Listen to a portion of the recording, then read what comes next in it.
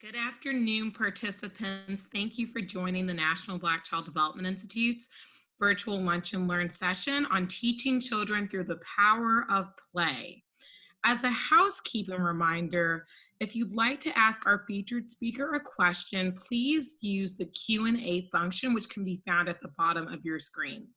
Our featured speaker, Dr. Devonya Govan-Hunt, is the president of BCDI-Charlotte and Chief Executive Officer and Master Trainer of Govan-Hunt Staff Development LLC and Critical Curriculum Consulting and Early Education Consulting Agency. Dr. Govan-Hunt is the proud mother of two incredible girls, 13-year-old Mackenzie and 9-year-old Madison, and wife to awesome husband, Quilly. She believes that she was created to serve children, families, and communities, and says, I can truly say that my genuine belief is that I am exercising my purpose in life.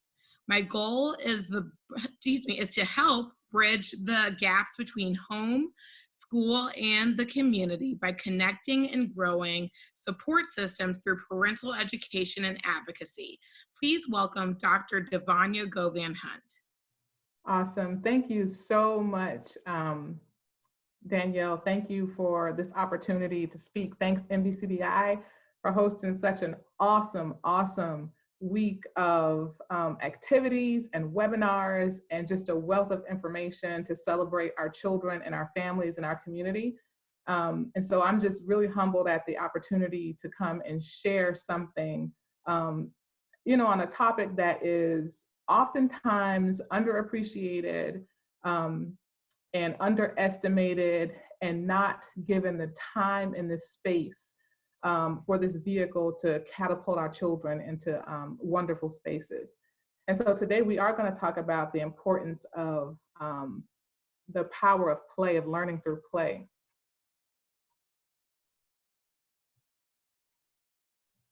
Fred Rogers often said, he quoted, "Play is often talked about as a relief from learning, but for children, play is a serious learning business. Play is the work of childhood." And I couldn't put it, more perfectly than he did. Even Einstein said it's the highest form of research.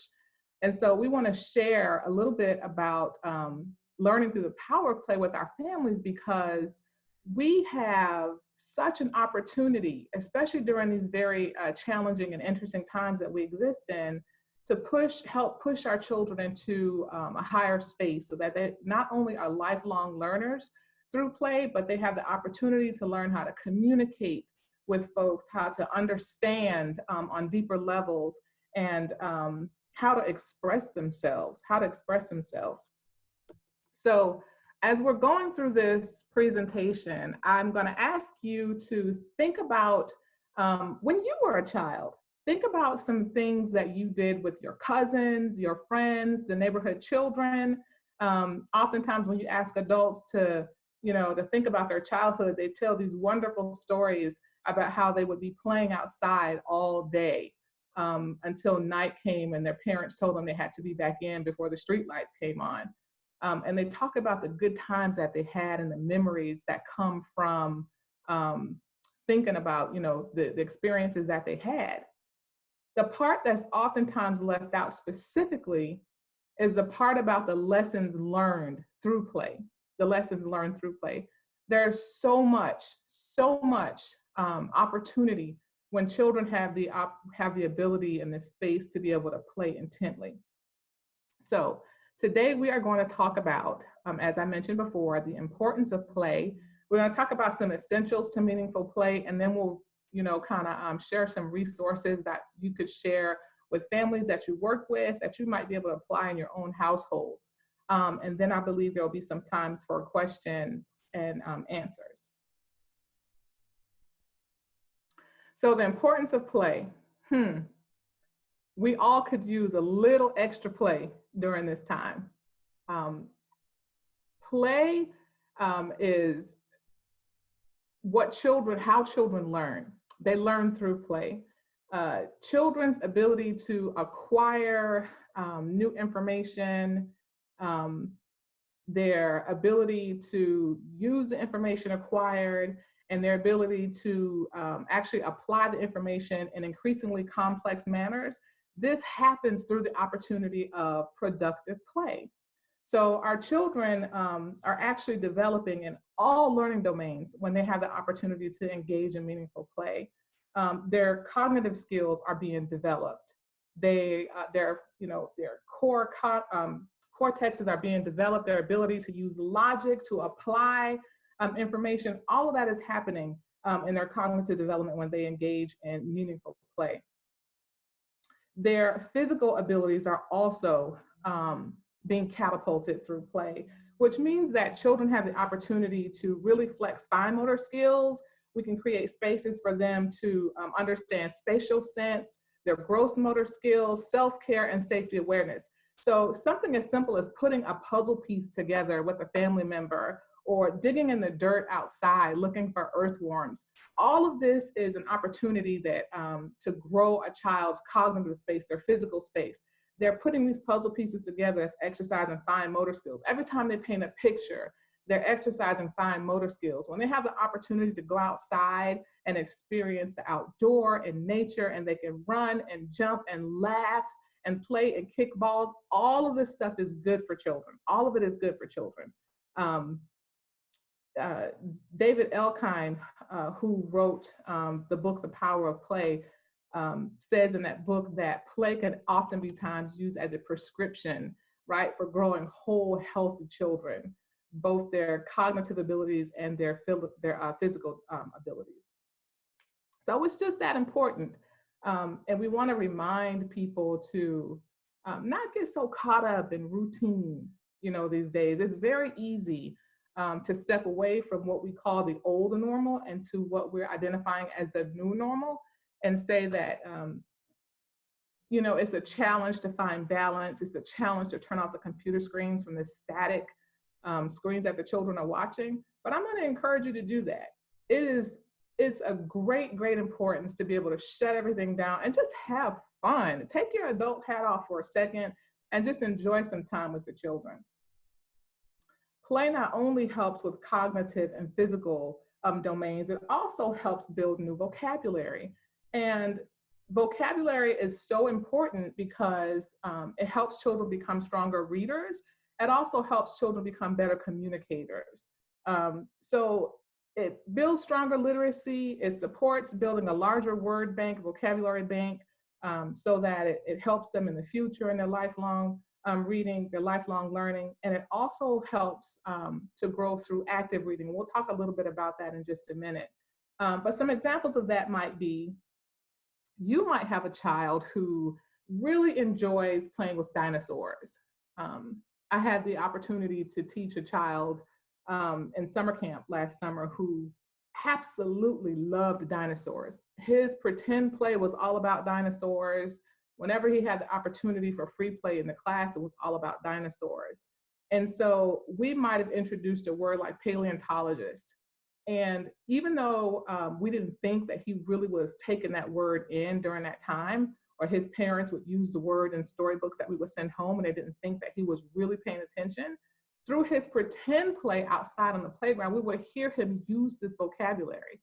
Paleontologist. How beautiful is it to hear a kindergartner or a first grader running around talking about paleontologists and naming different dinosaurs. So we have the opportunity to give them words and help them grow the vocabulary. It gives them an opportunity to experience words that they may not have the opportunity to experience otherwise. So when they are faced with pieces of literature or any kind of testing or a conversation with someone, and they mention the word saucer when they've never really used that word or heard that word before, we can provide that for them and give them the definition of that word saucer. So when they're playing restaurant with their friends, their siblings, or their cousins, or by themselves with their teddy bears, then you can hear them incorporating these different vocabulary words into their pretend play. It's very, very powerful stuff. The other domain that's being grown through play is their social and their emotional skills. So now we've talked about their cognitive development, we've talked about physical development, We've talked about them building stronger vocabulary, their social and their emotional skills. And we know that social and emotional foundation is so important. Um, Social and emotional foundations have to be solid and in place to help children become whole, to feel whole, and so that they can manage and self-regulate themselves in the future. So this gives them the opportunity to understand themselves. This gives them the opportunity to experience teamwork. This gives them the opportunity to experience cooperation. Um, in the field of early education, we call that developing a sense of self and a sense of self with others. And I know for a fact that those of you who are listening in has had the opportunity to have conversations with other adults or young adults who have a very poor sense of self. And sometimes we think, oh my goodness, what happened? Well, keep that in mind when we start talking about how unimportant play is, or we judge an early care provider that says all they do is play all day. Play is super important in helping children develop a sense of self and a sense of self with others. Teamwork and cooperation, understanding how to get along with people, understanding how to empathize with people. We think that those are not skills that can be taught, but they are definitely skills that can be taught, and they can be taught through play. That is the power of learning through play. And then it becomes natural for children. They don't have to stop and think about it. It becomes natural when we allow them that space to grow in that manner. So there's cognitive development, there's physical abilities, there's vocabulary, building vocabulary, there's emotional and social foundations, and then there's literacy skills. So here, play offers the opportunity to really strengthen some pre-writing skills, some emergent literacy skills. You might have a child pretend, again, back to that restaurant scenario, because I'm pretty sure we've all been pretending to be at restaurants over the past couple of months with everything being shut down due to the pandemic. So when they're pretending, ask them to write a menu. You know, ask them to tell you what's on their menu. What would they like to see on their menu when they're creating, when they're pretend playing in their restaurants? You might want to place some writing material in every portion of your house so they have the opportunity to jot down thoughts and create patterns and routines. They might create an instruction sheet for you. Who knows? But this gives them the opportunity to do that. Play is such a vehicle. It creates a free space. It creates a safe space, a warm space, a whole space for a child to take everything that he or she has gathered from the adults that surround them, everything, and just test drive it in that space. This is how they look to adults to make sense of the world that they live in, because they watch and they learn and they pick up everything, whether we're giving it to them in a direct course, in a direct manner or not. And then play is that space, is that workshop, that laboratory where they get to go and test out all of these concepts. So that's how they learn through play, by developing those different domains. That's their cognitive domain, their physical abilities, their physical domains. They're talking about, you know, building new vocabulary, their social and emotional skills, their literacy skills.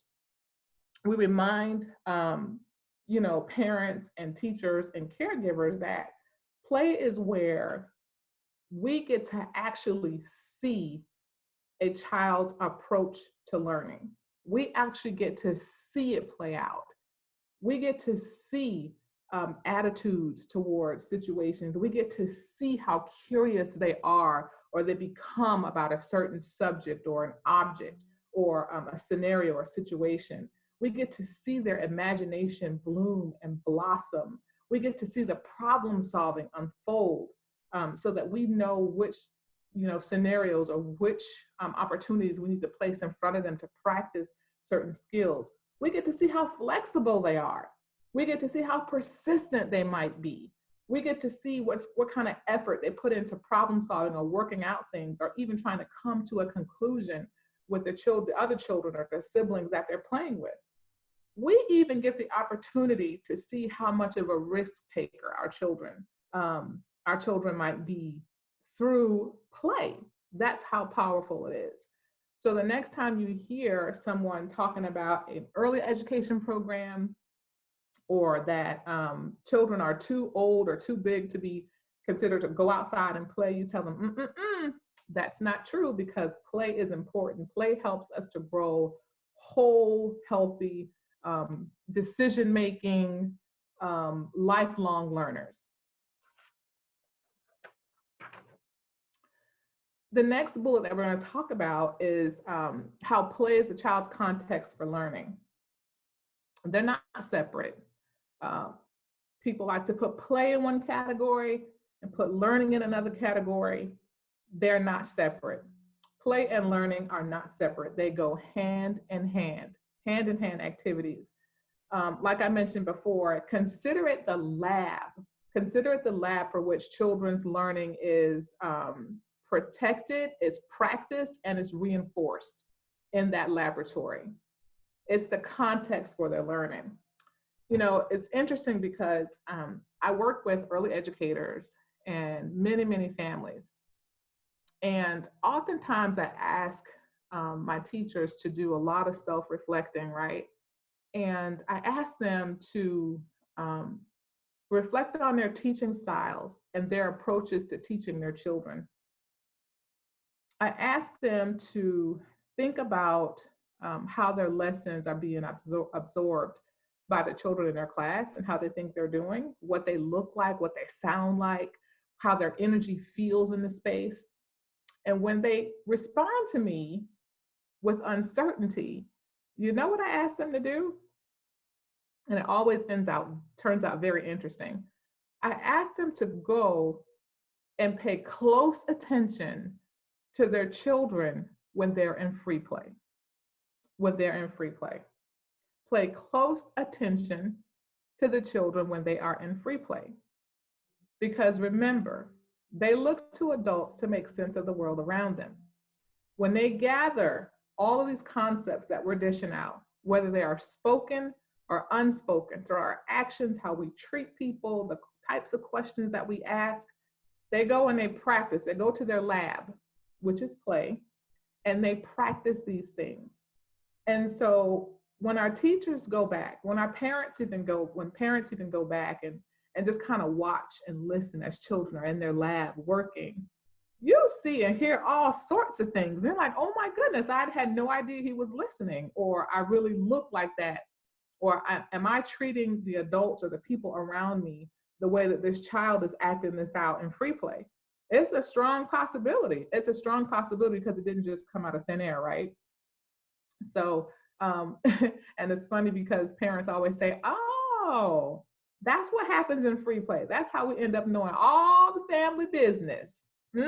All the family business, because they go back to their lab, which is play, and they act out and practice these things. They practice, they put things together, they ask questions, they want to test drive it and test it out, see how it works for them. Or if they need to do something else with the information that they've gathered. So it's just that important. It's just that important. Play comes naturally to children, like curiosity, like breathing, wanting to learn. It comes naturally for them. And so we should always want to protect their curiosity. We should also always want to protect that natural instinct that they have to play and explore things, because we are growing lifelong learners. And so not only is play fun for them and it's enjoyable, which we'll talk about in a few minutes, but play is it's almost like it's like breathing for children. It is the work. It's the work of childhood. This is how they make sense of things. I had the opportunity to listen in on Ms. Gibson's session with NBC that NBCDI hosted earlier today on culture tags. And I said, oh my goodness, this is a perfect example of how play could help children make sense of the things that they hear around them. It's a perfect way to be playing with children and including them and learning more about themselves, because there's an opportunity for self-identity here, or culture identity. It's an opportunity for them to put themselves into a space with their families as they're playing and having fun and enjoying themselves, but they're learning at the same time. Opportunity for windows to open, for other lessons to come in. So we don't ever want to underestimate the importance of play in childhood and adulthood either. So we talked about how play is really important for learning, right? And the different domains that play supports. We talked about how play is a child's context for learning. And now we want to talk about the benefits of play on our children's health, play on health. So again, going back to David Alkine, who wrote The Power of Play, who always emphasized from the front cover to the back cover of the book that it helps to grow strong and healthy children, and more ways than one. Strong and healthy children. It helps us to provide opportunities for our children to become quick thinkers, decision makers, and then it reinforces physical activity. And we know how important physical activity is. When there is so much temptation, particularly during this time period that we're existing through this pandemic, for static screen time, for sitting in the house, and children are missing their friends, unable to go to school. This is an awesome opportunity for us to really kind of change our thinking, so to speak, and to close our computer screens, and to really reconnect with our children, and really talk about, come up with some ways, allow them to help you develop some ways that they can play outside. Join them in their play, and try to understand what they're thinking and what they're feeling. This is a perfect time for that, to reinforce physical activity. Play optimizes development, and it actually helps children manage toxic stress. So if play can help children manage toxic stress, and we're talking about play and laughter working hand in hand, right? Imagine what it would do for our families if we took a few minutes to take our adult off for a minute and just sit it on the counter, because it's not going to go anywhere. It's going to be there. It's going to stay there. It's going to be there until you come back and pick it up. But just take it off for a few minutes and just have fun. There's this model that we follow here, that we encourage our parents to follow here, called the ABCs of Active Reading, that was produced by a company given to us by Charlotte. And it talks about asking questions when reading books for children, building vocabulary, and that C is connecting with the child's world.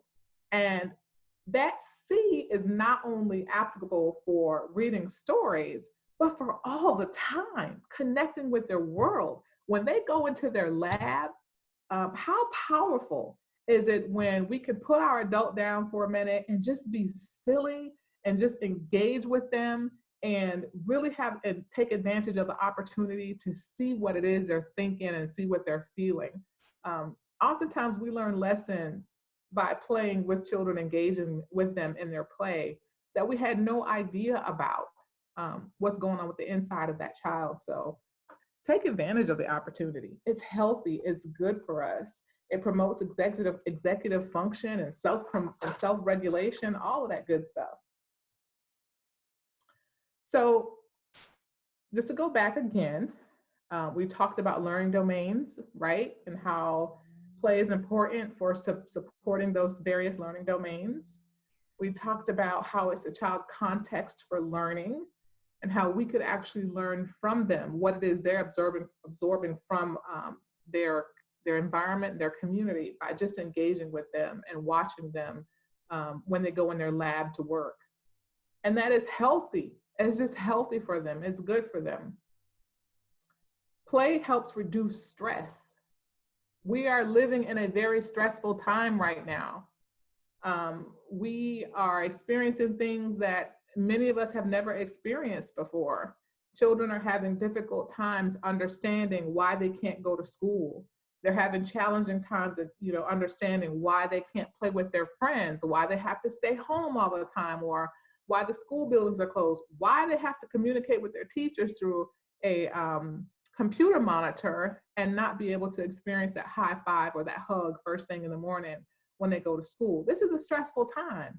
So what better opportunity we have than to really, really, really put everything down for a second and just play with our kids. It doesn't mean that we're not teaching lessons, because we are teaching lessons. Anything can be taught through play.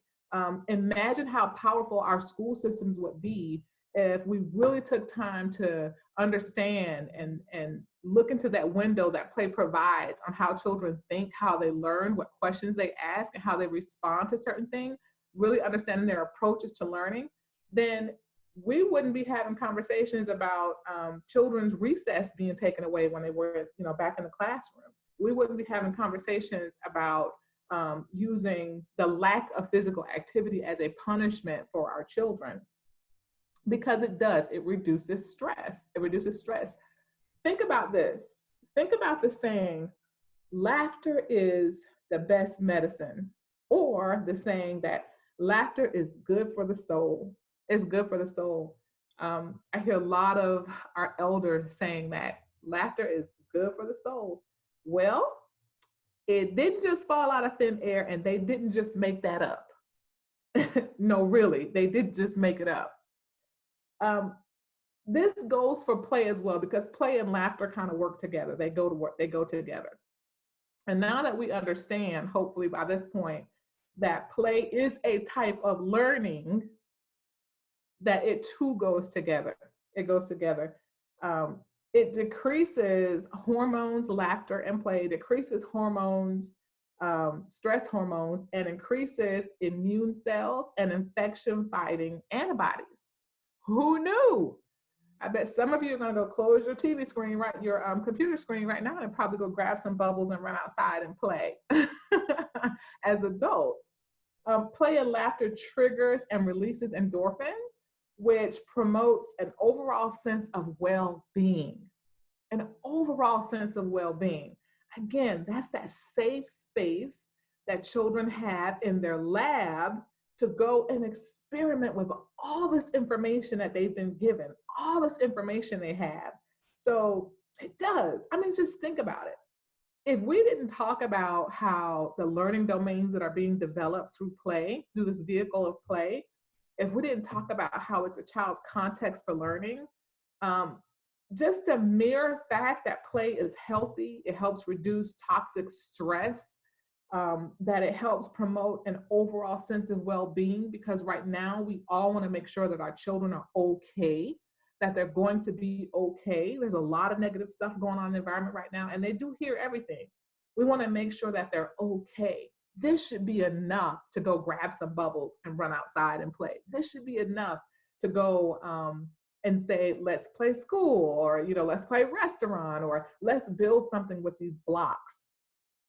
This is what play does. We all could use a little bit of extra play and laughter like this in our lives right now. So it does. It reduces stress. So it's not something, when you hear people say that, they're not just saying it because it sounds cute. Laughter is good for the soul, or laughter is the best medicine. They're saying it because there's actually science behind it. There's truth behind it. There's science behind it. And it really does wonders for our children, When we feel like we're in a good space, when it promotes a sense of overall well-being, not only does anxiety and stress kind of slip away a little bit, sometimes it helps with even pain, So when early educators are talking about play, when you tell your children to go outside and play, or to go play, you can kind of sit up a little bit taller and pat yourself on the back and say, I did that, because play is just that important. Meaningful play is just that important. So let's talk about now essentials to meaningful play. Essentials to meaningful play. And we say meaningful play because children can be in front of screens or have Wii controllers in their hands, and one would say that they are playing. There's not very much interaction going on, and the screen is sometimes static, but people say that they are playing. So we say meaningful play because we're encouraging you to turn the monitors off. We're encouraging you to turn the monitors off sometimes. Play creates, one essential to meaningful play is that it creates this risk-free atmosphere for children. And we kind of mentioned that risk-free atmosphere, that judgment-free zone, that safe space that we talked about earlier. This is essential to meaningful play. It's essential to meaningful play. It allows children, when they engage in meaningful and true play, sometimes it allows them to lose some awareness of surroundings, time, and space, not in an unsafe manner. But think back to that scene that you had in your head at the beginning when we started, and we asked you to think about something fun that you did when you were a child.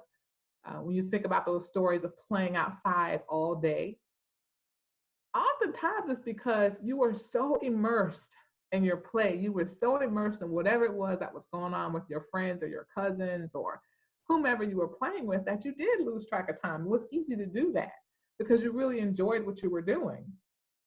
And even though you might not have known it at that particular point in time, you were enjoying the lessons that were being taught. You were enjoying the lessons that were being taught. There's a security and safety that children need in order to experiment, investigate, and apply concepts that they've learned.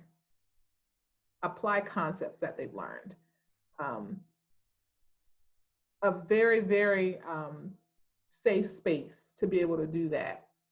And those are strong words: experiment, investigate, and apply. Experiment, investigate, and apply concepts. We growing whole lifelong learners right here. Not only does play, provide this fun experience for children, helps manage stress, but we are teaching children how to learn. They are learning how to learn. They are, being catapulted past the point of being given information and expected to just set well with it. They are given the opportunity to ask questions, to apply the material, the information, to go back and try it again, to maybe try to use these concepts in a different manner, to come up with, to create things, to come up with new ideas. That's what play does. Now, this doesn't mean that they are able, when they're in this space, that they're unable to recognize reality versus fiction or fantasy, because they do realize that. It simply means that there is a fantastic growth that is taking place in that space that adults sometimes need to be reminded to simply appreciate, And the more we pay close attention to that, the more we engage and play with our children, the more we are able to appreciate it, and the more we're able to learn a little bit more about that beautiful brown person that's sitting in front of us, or that beautiful child that's sitting in front of us. Play is about decision-making. It's about decision-making. Yes, decision-making. Some of you know some folks who are not that good at decision-making, but we have the opportunity to help children become strong decision-makers. You ever wonder why? Think about this. You ever wonder why, and you probably were that parent or know someone like this who spent a tremendous amount of time and effort and money shopping for the perfect toy for this child. And you bring that toy home, and that child rips that toy open and removes that toy from the box, only to sit the toy down on the floor in the corner somewhere and have a super grand time with the box. And you're sitting there looking like, man, I could have saved those dollars and gave this kid a box. Well, there's a science behind that. There is a science behind that. It's open-ended play. That's what play does, right? This child can make that box, not the toy per se at that particular time, but this child has the opportunity to make that box, whatever he or she wants it to be, whatever it wants it to be. That's what open-ended play does for children. That's what open-ended materials do for children. It helps them with decision-making. They could decide to make that box into a rocket ship, a car, a fort. They can tear it apart, grab some crayons and markers and turn it into a canvas if they wanted to. But it's their decision because it's open-ended. There are no rules for this box. Play grants the freedom to make choices, which is why we encourage our early educators to have learning centers in their classrooms, in so many learning centers. This play allows children to go deeper and deeper when it comes to making connections between choices and consequences, or making connections between choices and the results of those choices. This play results in children learning to make meaningful decisions about what they're doing. That's what open-ended play does. It allows parents and caregivers and teachers a beautiful opportunity to see and understand our children's thinking and learning styles. Oftentimes we get those surveys or we get questions about, how our children learn. We have the opportunity to see it unfold in front of us through meaningful play. And that's essential. That is essential to meaningful play. Play is enjoyable. So not only, is a risk-free atmosphere essential to play, and that decision-making is essential to play, it's enjoyable. It's as simple as that. It's enjoyable. When something is enjoyable to any human being, we want more of it. When something is enjoyable and it's safe and it feels good to us, we want more of it. We look forward to the next opportunity to experience whatever that thing is. This happens because there is some sort of emotional connection with it. So play by itself without the emotional connection is not meaningful. It's not meaningful. This probably means that it's forced, right? But the same for play and for learning. There's an emotional connection. And just think about how powerful that is. And our children can get excited about experimenting with new ideas and concepts through the power of play. And they're learning, because we know that this is learning. Think about how powerful it is when they go to the next level, or when they leave our homes and they look forward to learning new things. They look forward to experimenting with new concepts. They look forward to applying new knowledge. Or when they're given something by folks who, in a formal education manner, right, their teachers or classroom teachers or whoever it is, and they know not to take something at face value, but say, how much deeper can I go with this information? What more can I peel back or uncover about this information? It's something powerful about that. And this is a part of their journey to becoming lifelong learners. There's a connection, an emotional connection to meaningful play, for our children. So it's fun, right? It's fun. It brings enjoyment for them. And it brings connections between families and friends. It becomes relationships and memories. Remember, play is how children make sense of the world that they live in.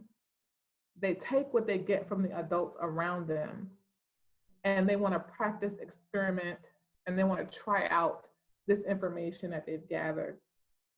We want to allow them that space to be able to do that. Allow them the space to be able to do that. Like I mentioned before, Einstein said it perfectly. Play is the highest form of research, the highest form of research. So I encourage every parent, I encourage every early educator, I encourage every caregiver to make sure that you take some time out of your schedule to just be in the moment with the children in our lives. Just be in the moment. doesn't take a whole lot of gadgets. It doesn't take a whole lot of money. It simply takes an appreciation for the vehicle called play, for this laboratory that children use. It simply takes an appreciation for the growth that's happening. It takes an appreciation for what this particular child or these children can be, what they can be, what they will be, if we simply allow them space to practice all the tools that we've given them. It also makes us a little bit more cognizant of the tools that we're presenting them, because remember, they're watching us for everything. And when they go back to their imaginative play or their free play, the different types of play that they engage in, this is when we see them applying those things.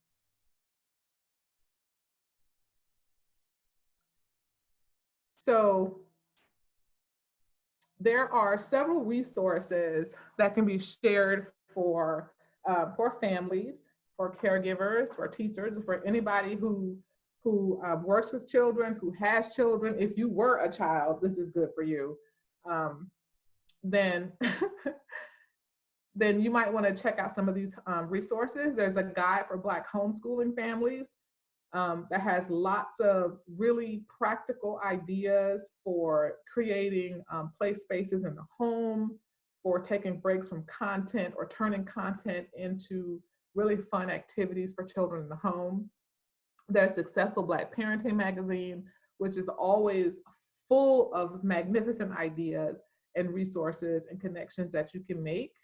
NACY's Play for Families has lots of parent-friendly articles on there that outlines essentials for play and learning and the importance of play that can be shared with families. Not a whole lot of jargon in those articles, so it's really simple to understand, really, really easy to apply. And then there's a website that talks about rainy day games. And this can be done on rainy days or not so rainy days. Again, that game, culture tags that I just learned about a little while ago, which is definitely going to be something that's going on my shelf to play for, a rainy day activity is something fun to do. But that can consist of cards, it can consist of drawing, it consists of jacks. Yes, I said jacks. I might be dating myself a little bit, but it's a fun game. I was trying to teach my children to play jacks just a couple weeks ago, and they were like, "What?" So I was like, "I'm neglecting y'all. Let me get you together." You could build with blocks. You could take empty cereal boxes from your pantry, or cracker boxes or anything, and build forts. You could build with them, just anything. And then there's a website that talks about simple games and activities. Again, all these resources have very practical ideas, very practical resources, very easy to apply, and easy to share with other families. And so I'm not sure what our time looks like, but I will stop there and see if there are any questions or comments, or let's talk. Yes, let's talk. Thank you so much, Devonya. We love having you. I've just received a lot of positive feedback in our chat box, saying it's such an excellent presentation, awesome information. So you did an amazing job, and you ended right on time for Q&A. So let's take a look there. So we have a question from someone who asked, if you haven't already addressed it, at what age does the importance of play start to diminish? That's a really good question. So of course, when children move into their teens, their priorities, I don't think that the importance of play diminishes. I just think it shifts a little bit, right? So when they start getting into their 13, 14, you might see it shift just a little bit. Their priorities shift a little bit, but there's still opportunity to use whatever it is that they're interested in and turn it into a game. I sometimes struggle to pull my 13-year-old who now has, other interests. She's not that little girl that used to sit on the floor and play blocks with blocks with us. But water fights outside, She's got this thing with ASMR, and so now we're playing in sand and water. So their interests shift. I don't think it diminishes. It just shifts a little bit because their priorities are now different. Just like when, as adults, our priorities become different and we forget to play. So I challenge you, turn off whatever it is that they're into and drag them outside and say, hey, let's do it. Yes, most definitely. This is the perfect time to do it, is to get some fresh air. And so another attendee is asking, what is the appropriate amount of time that should be allocated to playing each day? Is there awesome, really good, more or less? Like, what's going on there? Does it depend on the age group? Or? Yeah, absolutely. So the younger they are, and we're talking about in our pre-K students up through kindergarten, and I would throw kindergartners in there because we know kindergarten doesn't look the way it used to look. And it's not always developmentally appropriate. But you want to allow a certain amount of time after each concept that's taught, for instance, for them to be able to go and experiment with something.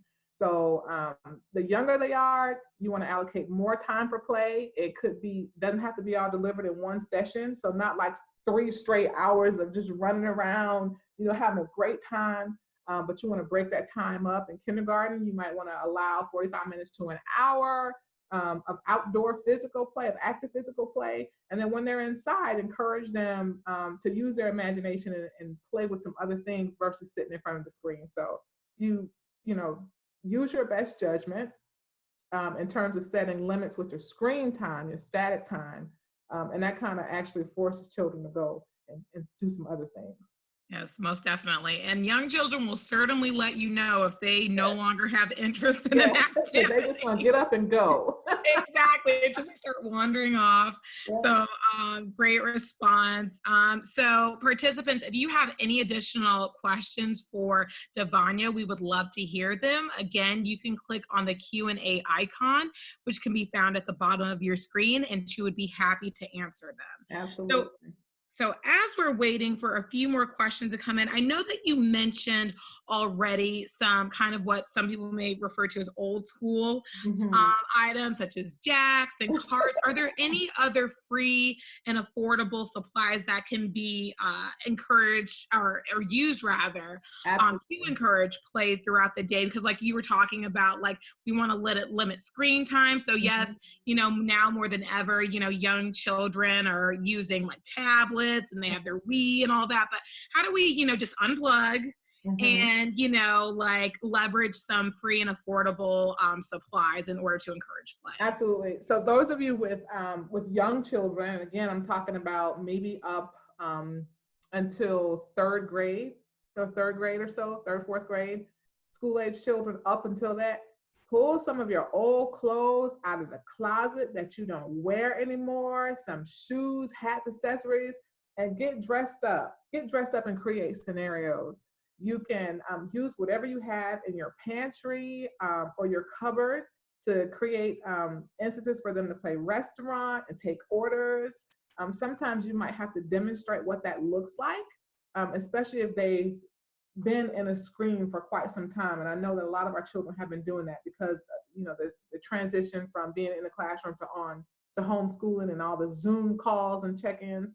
You might have to demonstrate that, but you can pull out some clothes, play dress up, use what's in your pantry and your cupboard, take out some crayons, some sidewalk chalk and go outside. If you have dish soap in your house and shoestrings, you can create bubbles with that outside if you want to. Use cards, playing cards, simple playing cards, a deck of playing cards. You can build with playing cards. You can play card games. You can play matching games with playing cards. A whole lot of stuff you can do with a simple deck of playing cards. You can create scenarios with stuffed animals. Just anything that you have in your house that's safe, you can create a game with it. You really can create a game with it. So it doesn't require going out and purchasing a whole lot of supplies at all. And those websites, I'm sorry, Danielle, those websites that we mentioned has lots of scenarios and lots of activities that we can do using things that we have around our house already. Yes, most definitely. And just, sharing some of the comments that are being made in the chat box. M. Charles is saying that this webinar was very interesting and relatable, and says, "Oh, to be a kid again. Yes. Hopscotch, jumping rope, yes, Yes. jacks, duck, duck, goose, etc. All free time with a lifetime of memories. Thank you for this great webinar." Oh, Um, wonderful. and Pamela is asking, what are your thoughts in trying to help a child with fantasy versus reality? For example, this child really believes that they're Superman. I still want to encourage the play and fantasy roles, but was challenged to assist to understand the difference. So what do we do there? For the kid that's always being Superman, you might want to jump in there and offer some different scenarios and say, let's try this instead. Not discourage the play completely, but let's try this instead. And pull out some books, girl. Pull out some books and build your little fort with some pillows and a sheet and start reading some stories that might help you drive home the point that if you fly from off of this object, it might not turn out so well. And so whenever they're engaging over and over and over and over in that particular type of play that may become a little bit unsafe, then you need to start interjecting a little bit more of yourself into that play and offering some different scenarios. Great, thank Good you. luck. Thank you. We appreciate it. So have a lot more questions, which is great. So an anonymous attendee is asking, you've given some really great, you've given some really great play ideas and examples. Are there any more fun and simple ideas for families on limited budgets that you can think of? Mm-hmm. So again, just using what you have in the house. It's always fun to build a fort. Pull pillows from off of the couch, pull sheets from out of the closet, use pillows from off of the bed, build a fort, and go indoor camping. You can create different scenarios. You can go on a bear hunt. Scavenger hunts are always fun for any age group, even adults. So you might hide some things around the house and outside the house if it's safe, and have them go on a scavenger hunt. You could simply, if you have a ball in the house, you could play catch. There are different things you can do with that. How high can you throw the ball and catch it? Or what happens if you take, whatever you have in your pantry in terms of boxes or blocks and stack, how high can you stack them? What can we make with these? You can take simple plastic cups, the red ones, the clear ones or whatever, a pack of them, and dump them out on the floor, give them a time limit and see what they can build with them. Teenagers even like doing activities with the cup stacking and building things with the cups. Those are great ideas. I know I used to have so much fun with, the fort in my bedroom with 2 chairs and a sheet, and that was just good. So you're right. You can use a lot of household items and furniture to have hours and hours of play for sure. So one of our attendees also asked, when you're tired and your child wants to play, what is the best way to deal with that? You want to be an engaged parent, but they have boundless energy, you may be a little exhausted from the day. What should you do when that occurs? So the first thing is, don't feel bad about that. Don't feel guilty about it. If you have the kid, especially those of you with younger children who want your attention 24/7 and have lots and lots of energy, don't feel bad about being tired, and don't feel bad about encouraging them to go and sit in a book nook that you've created in their room or in a safe space or even in your room.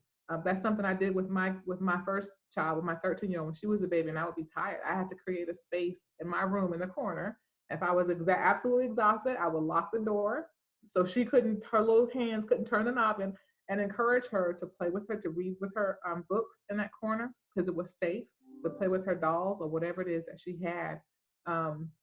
If you need to, and we're not saying don't use the screen. That's not what we're saying.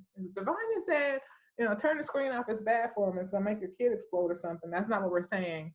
We're saying limited the screen time. But if you're absolutely exhausted and you need some time for yourself, that is okay. It's okay to give them 30, 45 minutes of something that's engaging and educational, on a screen. Or it's okay to sit them in a corner in a space that you create with pillows and books and soft toys a board game or a deck of cards, and explain to them that, it's okay for you to sit here and play while mommy rests for a few minutes or while daddy rests for a few I love that. Creating a cozy corner is minutes. key for sure. So I know that one person is asking if we can provide the links to the resources discussed today. Yes, absolutely.